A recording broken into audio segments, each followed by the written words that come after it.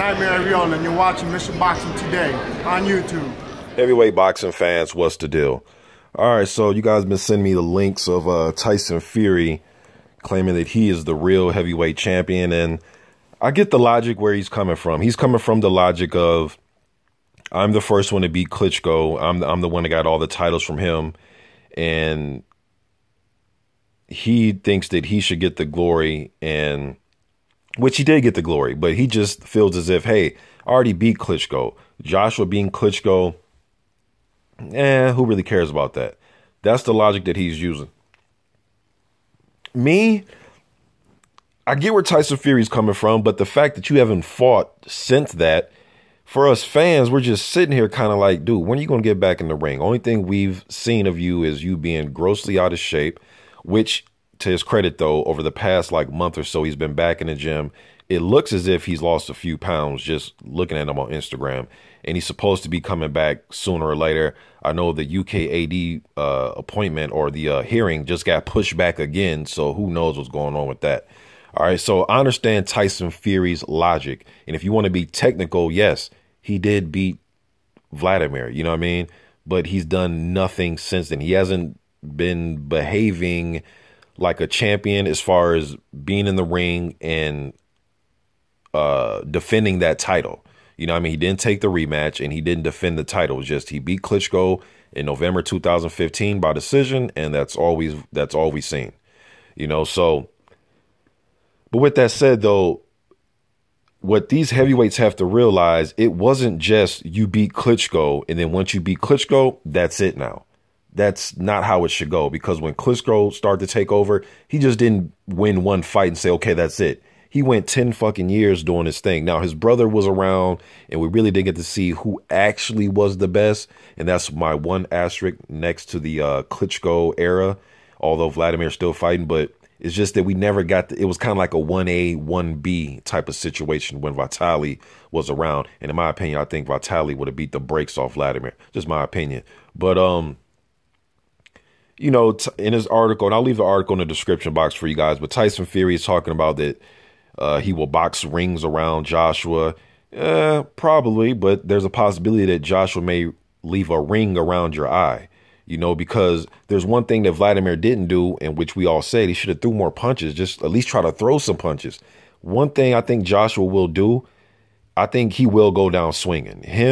I believe Anthony Joshua, we're not going to be in a situation where he needs to throw more punches. Now, anything could happen. He could get in there with Fury, and Fury might not be there to be hit.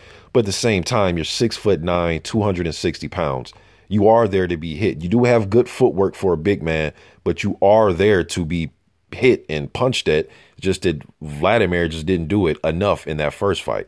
And that's one thing I don't think Joshua will be shy of doing, is throwing punches. Now, he throws more punches, he opens himself up for a better chance of being countered. All right. But at the same time, I've seen Cunningham be able to put Tyson Fury on his ass with a right hand. I damn sure think Joshua will be able to do it, or he has the ability to be able to put Tyson Fury on his ass with a right hand or a left hook or up. And Vladimir, to his credit, showed that, you know, you can stick a jab on Joshua, move a little bit, and there's some things that you can exploit when you're fighting him. Everybody's human. All these fighters have flaws. I know some of the hardcore fan bases of these fighters think that, you know, nobody can beat their favorite fighter. He's not vulnerable to anything. He could just, you know, walk through a brick wall, you know, face first. So, but realistically, though, there are things there that you can exploit when it comes to Anthony Joshua. Now, one thing that Fury doesn't have that Klitschko had is a big right hand. Now, usually you got big guys in there, big guys in the ring with each other, anything can happen. You know, a guy who you don't really perceive as a power puncher can land a big shot and get the guy out of there, especially when you got dudes that are, you know, 250 and 60 pounds, man, swinging leather at each other. Anything could happen.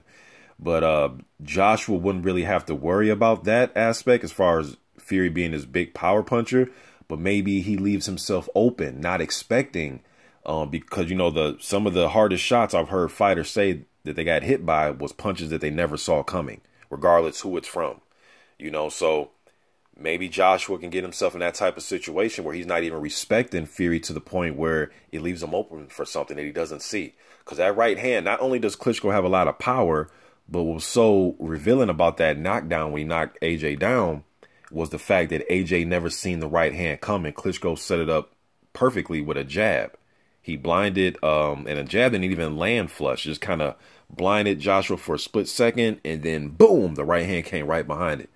You know, so maybe Fury can get in a situation where he's landing those type of right hands, not necessarily one punch, you know, one hitter quitters, NyQuil treatment, but just enough right hands and power shots to where he's blinding Joshua either with movements, feints, or jabs, and he's landing punches behind those things that are offsetting Joshua and surprising him with some power shots. Just my opinion about this fight, man. This fight seemed like it's way, way, way down the road if it happens. But just my opinion about the article. I'm out.